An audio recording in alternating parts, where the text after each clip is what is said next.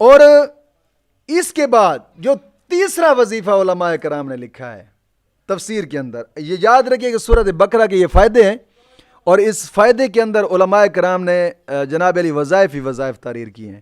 اور یہ وظیفہ بھی کرنے سے پہلے میں یہ بات کہتا چلوں کہ نماز کی پابندی لازمی کریں یار، نماز کی پابندی، ہر حال میں نماز پڑھیں۔ نماز ایک ایسی عظیم عبادت ہے کہ یہ کسی حال میں معاف ہے ہی نہیں ہے، کسی حال میں معاف نہیں ہے۔ اگر کھڑا ہو کر نہیں پڑھ سکتا تو بیٹھ کر پڑھے، بیٹھ کر نہیں پڑھ سکتا تو لیٹ کر پڑھے، لیٹ کر نہیں پڑھ سکتا تو اشارے سے، ہاتھ کے اشارے سے پڑھے، ہاتھ کے اشارے سے نہیں پڑھ سکتا تو آنکھوں کے اشارے سے پڑھے، نماز پڑھے ضرور، نماز پڑھے ضرور، ہر حال میں نماز لازمی ہے۔ اور ہر نماز کے بعد 11 مرتبہ کلمہ طیبہ اور 11 مرتبہ درود پاک، یہ بھی اشد ضروری ہے۔ اور گناہوں سے توبہ کریں اور آئندہ گناہ نہ کرنے کا پختہ ارادہ کریں۔ اور جو یہ وظیفہ ہے چیچک کی بیماری کے لیے۔ اکثر اوقات بچوں کو چیچک نکلتی ہے، چھوٹے چھوٹے دانے نکلتے ہیں، جب وہ پھنستے ہیں نا، ان کا پانی اور جگہ پہ جاتا ہے، وہاں پہ دانہ نکل گیا، اس کا پانی پھر اور جگہ پہ گیا، وہاں پہ دانہ نکل گیا، اور ایسے پورے کا پورا جسم بھر جاتا ہے۔ یا جناب علی پشت پہ نکلا ہے تو پوری پشت بھر گئی، ہاتھوں پہ نکلا ہے تو ہاتھ بھر گئے، منہ پہ نکلا ہے تو منہ بھر گئے۔ یعنی یہ بڑی ایک عجیب سی بیماری ہوتی ہے، اور اس بیماری کا جو حل علماء کرام نے تفسیروں میں لکھا ہے نا، بڑا ہی با کمال اور مجرب عمل ہے، یہ انتہا درجے کا طاقتور وظیفہ ہے، لیکن ان شرائط کے ساتھ اس وظیفے کو بھی کریں۔ چیچک کی بیماری کے لیے بڑا ہی با کمال وظیفہ ہے۔ کرنا یہ ہے کہ سب سے پہلے 2.5 پاؤ چاول لیں، 2.5 پاؤ چاول، 2.5 پاؤ چاول پکائے، اور ان 2.5 پاؤ چاولوں کے اندر تھوڑی سی مقدار میں جتنا چاہے دہی بھی ڈالے اور چینی بھی ڈالے۔ ان چاولوں کے اندر دہی اور چینی ڈال کر پھر کسی فقیر کو بلائے۔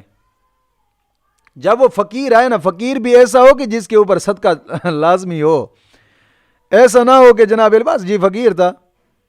ہاں، فقیر سے مراد ہوتے ہیں مدارس کے طلباء، اولیاء اللہ، علماء، یہ فقیر لوگ ہوتے ہیں۔ اس لیے علماء کے لیے تو لکھا ہے نا کتابوں میں کہ یہ فقیر ہیں، ان پر زکوٰۃ بھی لگتی ہے، کیونکہ انہوں نے کتابیں لینی ہوتی ہیں، کتابیں علماء کا زیور ہوتی ہیں۔ صاحب بہار شریعت نے بھی لکھا ہے اس چیز کو۔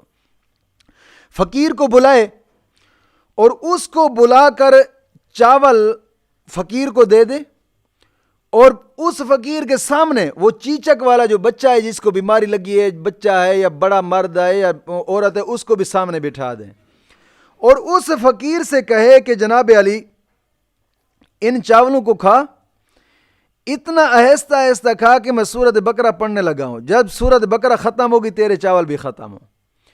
یہ ادھر سے سورۃ بقرہ پڑھنا شروع کر دے، فقیر ادھر سے وہ چاول کھانا شروع کر دے، جو چیچک جس کو نکلی ہو وہ سامنے بیٹھا رہے۔ جیسے ہی سورۃ بقرہ ختم ہوگی اس کے چاول بھی ختم ہو جائیں گے، فوراً اسی دن شام کے وقت دیکھیں گے چیچک کی بیماری بھی ختم ہو جائے گی، اور پھر آئندہ کے لیے نکلے گی نہیں، ہمیشہ کے لیے۔ یہ اتنا مجرب اور طاقتور وظیفہ ہے، بڑا ہی با کمال بزرگ علماء نے لکھا ہے۔ اس کے لیے ایک اہم شرط یہ ہے، فقیر بھی نہار منہ ہو، بچہ بھی نہار منہ ہو جس کو چیچک نکلی ہے، پڑھنے والا بھی نہار منہ ہو، تینوں نے کوئی چیز نہ کھائی ہو۔